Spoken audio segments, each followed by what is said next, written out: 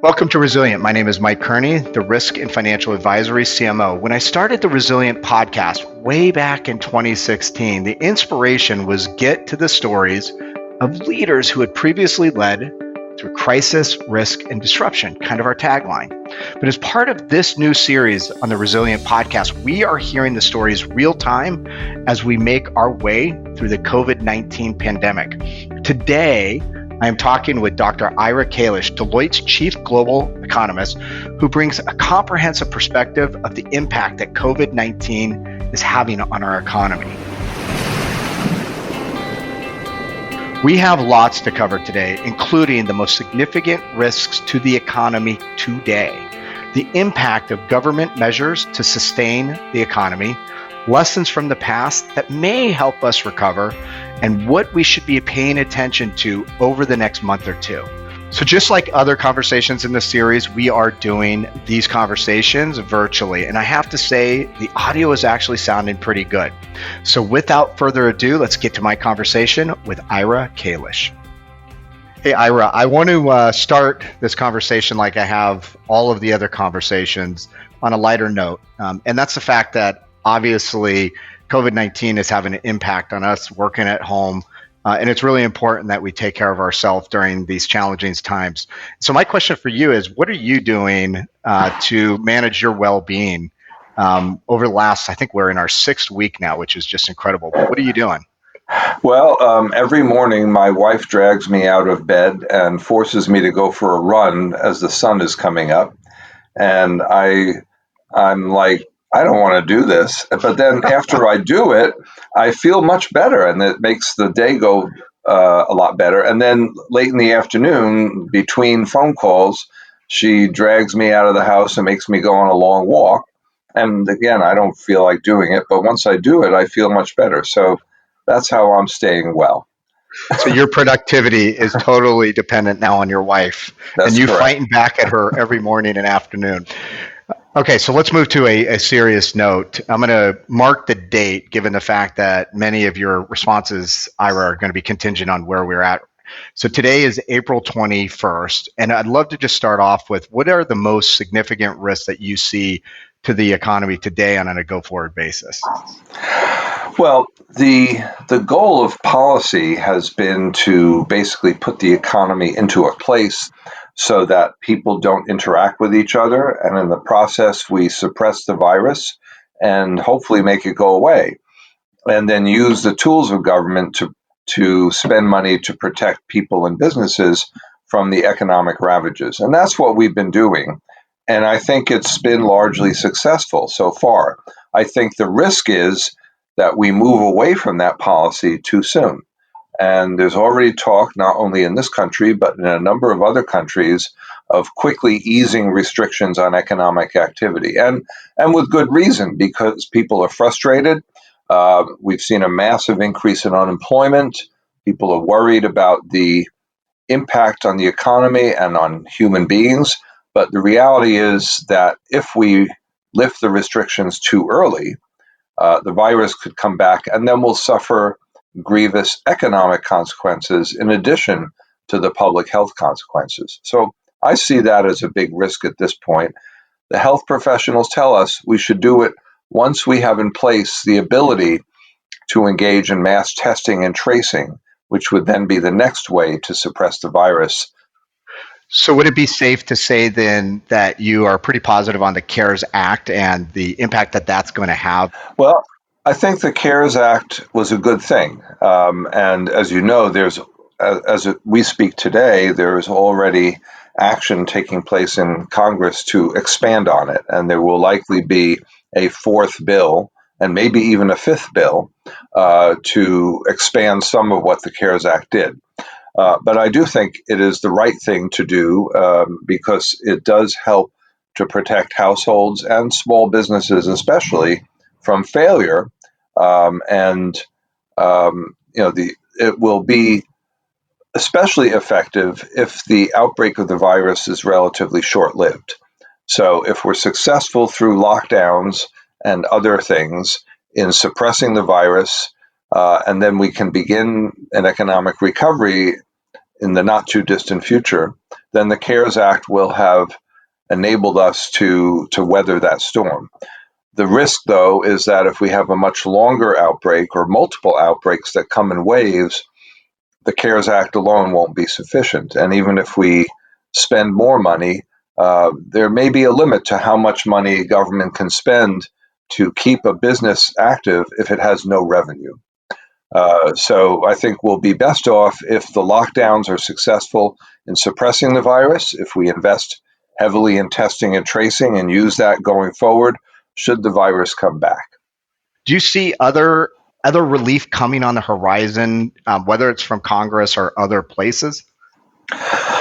Well, I think these are the things that are needed to be done in this country. And of course, the Federal Reserve also did a major job of trying to protect the financial system and unclog the financial system and prevent it from seizing up. So, what the Fed and the Congress have done are appropriate for this country. But there are risks from what might happen outside of this country. For example, we're looking at the possibility of a severe outbreak in many emerging countries, and they need help because they don't have the resources we do. They have, in many instances, a greater population density, not only in big cities, but even in people's homes. And so there's a greater risk of a serious outbreak and a greater risk to economic failure and even starvation. So I think it will be necessary for the rich countries to support those countries. And there is talk of the G20 providing debt relief to emerging countries. The IMF and the World Bank are planning to provide financial resources to emerging countries. They're at risk not only from the virus, but of an economic downturn. We're already seeing food insecurity in many of these countries with a rise in the number of hungry people. And that could come back to haunt us because the virus could come back to us from emerging countries. And if there's a huge spike in poverty in those countries, there'll be a greater impetus of people to migrate and in the process bring the virus as well. So I think the next step really is to do what we can to suppress the virus around the world. And Ira, I think I read somewhere that even if in these emerging countries they don't have that virus outbreak, or maybe to the extent that's expected, they still potentially are at risk. Is that what you are seeing as well? I think they're at risk in a number of ways. They're at risk of the virus outbreak, in part because they don't have the right medical infrastructure, in part because it's more difficult for governments to enforce the lockdowns that have been put in place, and in part because there's greater population density. On the other hand, many poor countries are in tropical climates where if this virus turns out to be temperature sensitive, and we don't yet know if it is, then they may be less at risk. So there are a number of mitigating factors, but even absent a big outbreak, many of these countries, such as India and South Africa, have imposed lockdowns. There will be serious economic consequences from that. These are countries that also are already highly exposed to other types of contagious illnesses. So there's a potential for serious problems of a wide range in those countries from a humanitarian point of view, but also from a self-interested point of view. The rich countries should be paying attention to that and trying to do something about it. And Ira, I think it would be safe to say that we're in the middle of a financial downturn, but I'm curious, what indicators are you tracking to understand the severity? Well, the problem with this crisis is it happened so quickly that the usual economic indicators, the usual monthly data, doesn't show what's going on until a month after it happened. And so it's better for us to look at higher frequency data. So things like new claims for unemployment insurance, which are way, way up.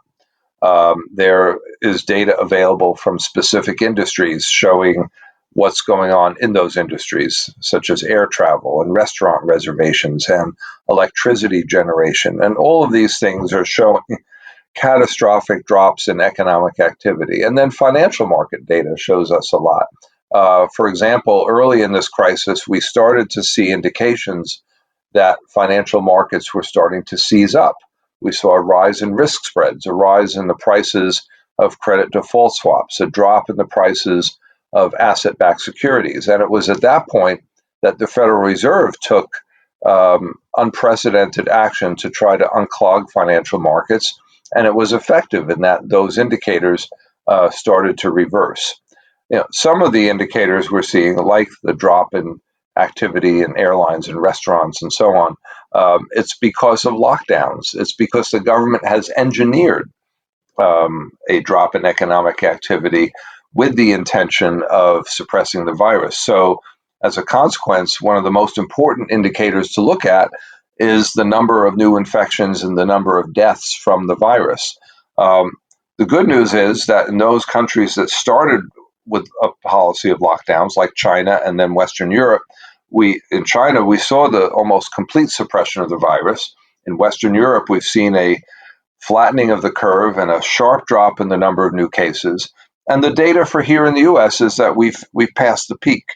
And while we haven't flattened the curve yet, we seem to be on our way, and there appears to be some light at the end of the tunnel. So I guess you could say that the most important indicators to look at for the economy are the epidemiological indicators. You mentioned China. Is there anything that we can learn from China's recovery, which I think is a couple months ahead of the U.S.? Is there anything that you're looking at that obviously will portend to what we may see in the U.S.? Well, I mean, what we did learn from China is that lockdowns work, because they had very draconian lockdowns in China. And that did lead to an almost complete suppression of the virus. And while we're seeing pockets of a rebound of the virus in different geographic locations in China, for the most part, it seems to be under control.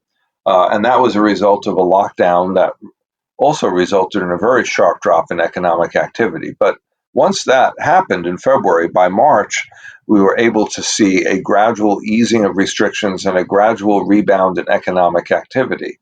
And it's very gradual, because there is the recognition that the virus is still out there and could come back. So they're not going back to normal behavior. Factories are not operating at full capacity, because within the factory buildings, they're trying to maintain a degree of social distancing. Restaurants are open, but from what I understand, people are not coming back in big numbers. And the government is being very cautious in China about easing restrictions as well. So I think what that's teaching us is not to expect a V-shaped recovery, that when the economy starts to recover, it's going to be very gradual. And I think we'll only really pick up speed when we hit the point where we're fully convinced and confident that the virus is behind us. I wish I could ask you when that's going to be. Can I ask you that? Can I ask you that, Ira? Well, I mean, we've been working with multiple scenarios because nobody really knows the answer. There's a lot we don't know about this virus. We don't know if it's seasonal. We don't know if when people become infected, if they become immune to it. And because there are some indications that people are getting it again. So there's a lot we don't know about the virus itself. And then we also don't know how effective the policies are, how well they're being implemented or enforced. These are all questions. So it's hard to make a prediction. Instead, we have a variety of scenarios that we're working with. Each is a different epidemiological scenario and has different implications for the economy. I'd say the best case scenario here in the U.S. would be that the lockdowns persist, are effective, and that by late May, early June, we're at the point where the virus is mostly suppressed, and we can start in a significant way to ease economic restrictions, and then have the economy kind of bottom out in the summer and start to grow by the fourth quarter. And then also, hopefully, at that point, if the virus starts to come back in a big way, that we would have in place the infrastructure to fight it without having to shut the economy down again. And that would mean mass testing, tracing, surveillance, and so on. And we're seeing that in some countries. In China, they're doing that, in South Korea, in Singapore, and in Germany. And it seems to be effective in that it allows you to suppress the virus to some extent without having to completely shut down the economy.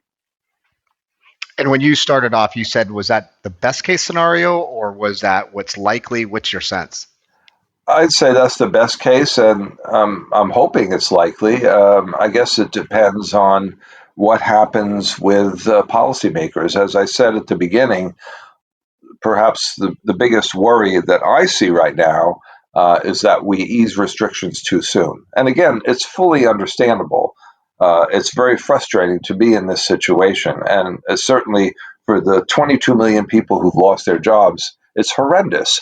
But if we ease the restrictions too soon, we risk prolonging this crisis. And that is what the public health officials have been telling us almost in unison.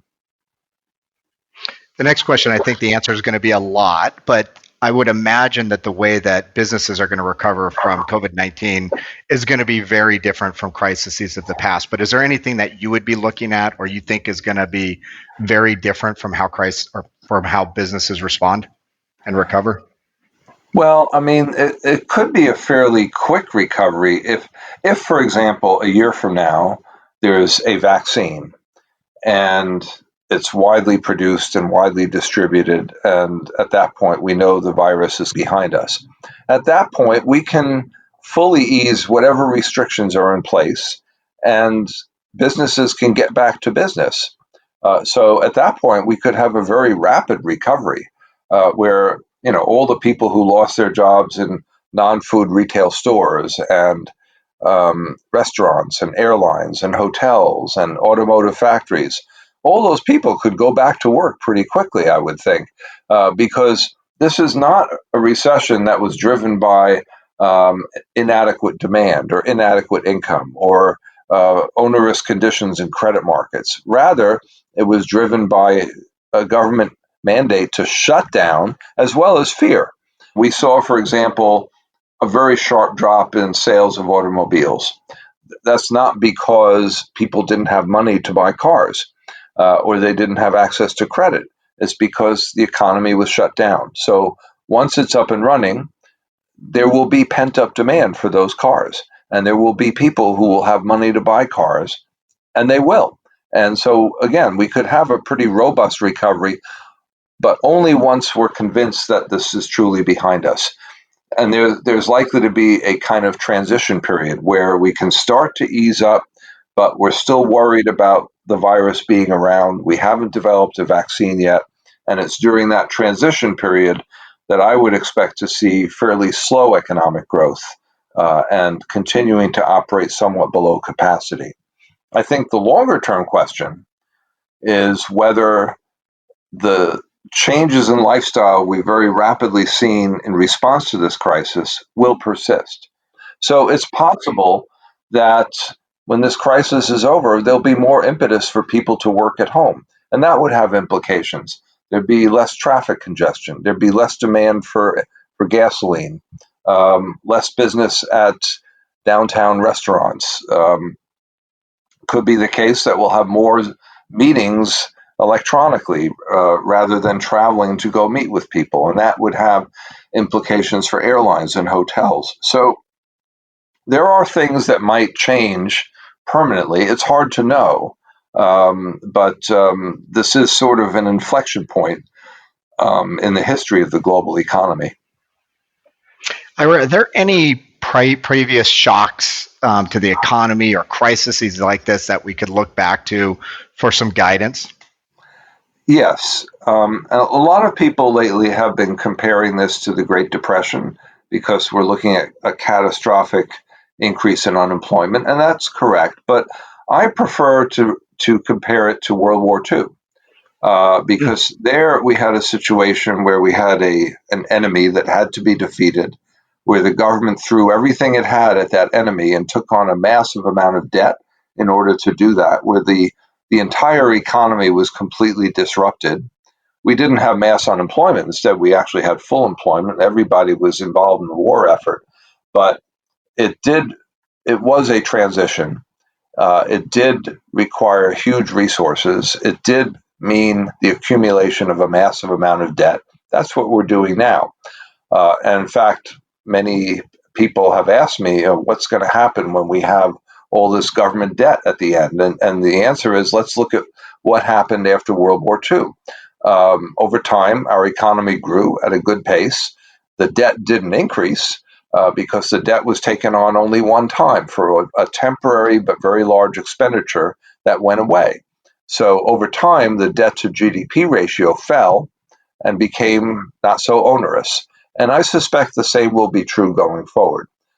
This is a one-off increase in government expenditure, a one-off disruption of our economy. Hopefully the virus will ultimately go away. I guess the worst case scenario is that it doesn't go away, but I don't think that will be the case. That would be very different from what we've seen in human history. So um, I would compare it mainly to what happened during the war. Were there any learnings from the Spanish flu? I think I read something that you wrote about comparing the aftershock of that to the current pandemic that we're going through. Obviously, a very different time, 102 years ago, but I believe that there was a study. Right. Yeah. There are a number of lessons that come from that. There have been debates recently suggesting that there's a trade-off between suppressing the virus and having a strong economy, and that maybe we should just go for a strong economy at the cost of having a slightly worse outbreak of the virus. And if you look at the experience from 1918, we've learned that that's not the case. That if you let the virus get out of hand, you're going to have negative economic consequences anyway. So it's not as if there's a trade off.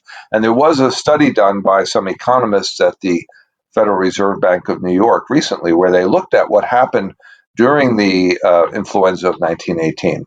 We had similar things happen 100 years ago with some cities having lockdowns and some not, some implementing them early on and some implementing them later.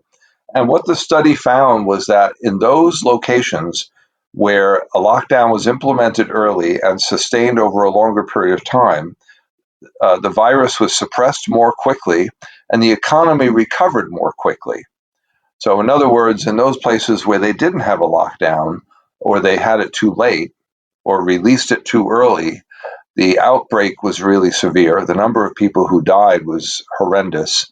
And that, in turn, had a disruptive effect on the economy, leading to a slower and more delayed economic recovery.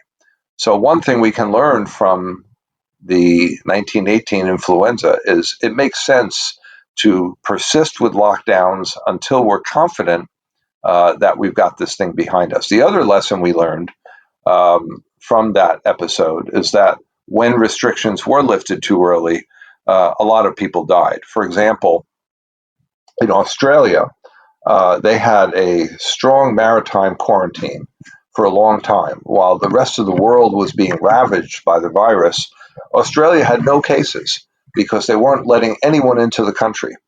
And in the rest of the world, when the virus started to abate, Australia decided, okay, we're home free now.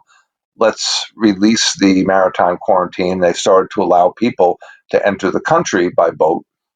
And then there was an outbreak of the virus, and 10,000 people in Australia died. So it just goes to show that, from my perspective, it makes sense to err on the side of caution. It's like they were so cautious up front, and then in the 11th hour, they lifted them, and then they obviously had a significant impact with 10,000 deaths. Right, and the getting the timing right is tough, and there is clearly a desire to avoid economic catastrophe, and that's entirely understandable. So these are difficult decisions for policymakers to make. But today, our public health officials are telling us the best time to remove restrictions on economic activity is when you've both flattened the curve, but also put in place a mechanism to test and trace people so that going forward, if there is another outbreak, you can deal with it. I guess one of the benefits of the time that we live in is the ability to do things like this, do our work virtually. We've talked to people about virtual close of financial reporting. The fact that all these large organizations, Fortune 500 companies, are able to close their books just boggles my mind. Finance has been a domain within organizations that traditionally you have to be in the office. So we're obviously figuring it out. Question I have for you is there any way to measure the impact that has had on the economy over the last couple months? The fact that we could actually work at home virtually, not everybody, but a pretty Mhm. large sector of the economy.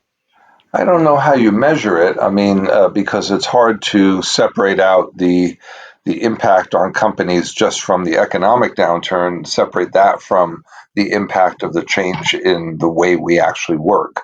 But I think it is notable that in our line of work in professional and business services, as well as financial services, and all the corporate headquarters of almost any type of business, people can work from home. And we're lucky we have the technology to be able to do it. I was thinking, what would have happened if we had a pandemic 30 or 40 years ago, before there was an internet, before there were cell phones, before any of this technology existed? I think it would have been much more disruptive to the economy than what this has been. So, what parts of the economy do you see coming back sooner rather than later?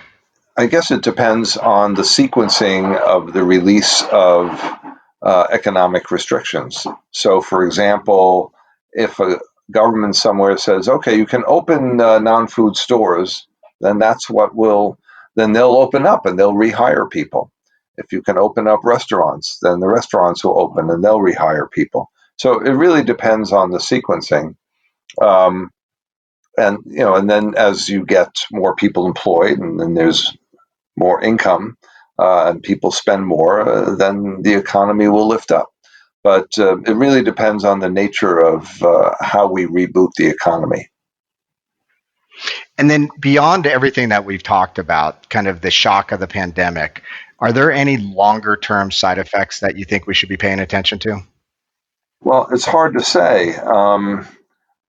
There are things we don't know about this virus. Does it have long-term consequences for personal health? We just don't know. Um, but I would say that if this outbreak turns out to be relatively short-lived, then the governmental policies we have in place should mostly protect people and businesses from failure. And so we should be able to get back on our feet reasonably well.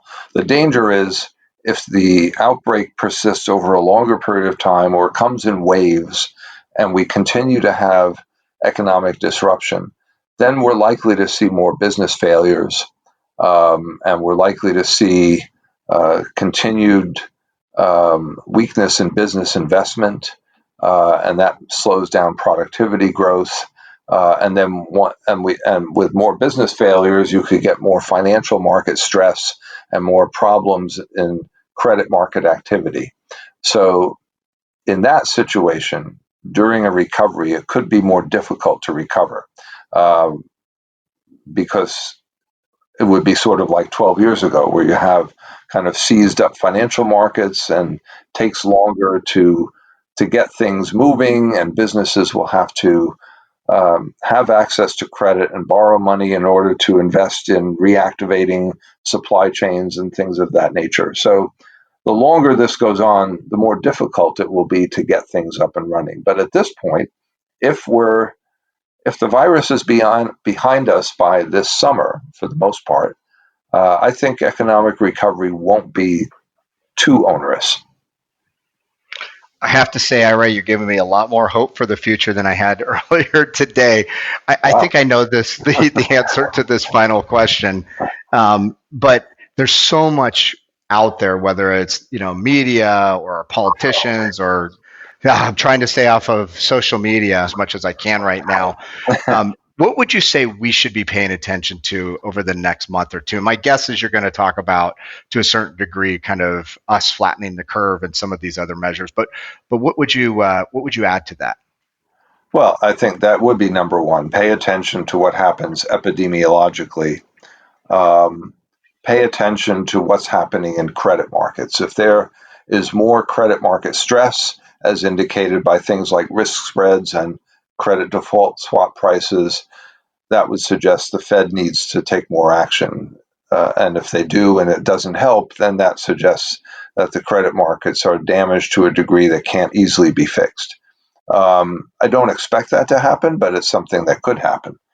I would look at just the overall economic indicators, employment, new claims for unemployment insurance, indicators of activity in different industries, electricity generation, things of that nature, just to see what's actually happening in the economy. And I would also look to the experience of others. As I said earlier, we've learned something from what happened in China. We're likely to learn something from Europe because this came to Europe earlier. They acted on it earlier. They're now starting to come out of it earlier. It will be interesting to watch how the Europeans manage this process because we're starting to see efforts to ease economic restrictions in some European countries. We should pay attention to what they do, see what works and what doesn't work, what leads to a revival of the virus, what leads to better economic performance, and also look at the experience of countries when it comes to testing and tracing. For example, Denmark is now in the process of significantly easing economic restrictions because they believe they have in place a sufficient capacity to test people so that they can, in a targeted manner, fight the virus without shutting the economy down. Let's look and see what they do and how successful it is, because hopefully we can learn from that. Ira, thank you for your time. Hopefully, if we ask you back in a month or so, you'll oblige and come back on because this has been unbelievably helpful. So thank you. I'll be happy to. Thanks for having me.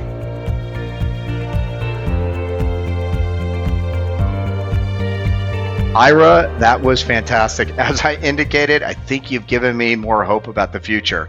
And I want to thank you for your insights. A few that really stood out for me is the fact that testing is critically important, that we need to flatten the curve, not only to get everybody healthy, but to help restore the health of the economy. I also heard this likely not going to be a V-shaped recovery, but if we stick to what the experts are suggesting, it will be a slow recovery, but we will emerge late in the calendar year, or maybe even next year. I also heard that we absolutely, as a country, need to be paying attention to emerging markets. And then finally, China and Europe will be helpful to us in gaining an understanding of how we may emerge. We have covered a lot of topics over the last month, and we have an incredible backlog of guests that we're going to continue to bring to you. If you have any that you think we should be speaking with, hit me up on LinkedIn or Twitter. For more insights across all aspects of COVID-19, just go to Deloitte.com on our COVID page. You can also listen to the Resilient Podcast on Apple Podcasts, SoundCloud, Stitcher, Google Play, and even Spotify. Until next time, stay safe and remain resilient.